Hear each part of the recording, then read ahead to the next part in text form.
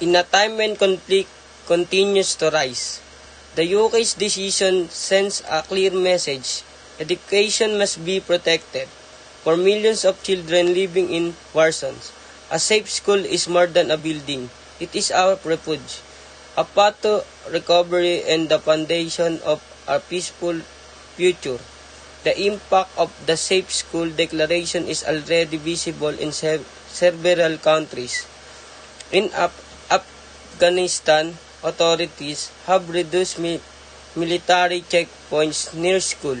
In Nigeria and Somalia, communities have been trained to respond to threats and protect school ground. In the Central African Republic and the Democratic Republic of Congo, local leaders are working to prevent armed groups from occupying school buildings.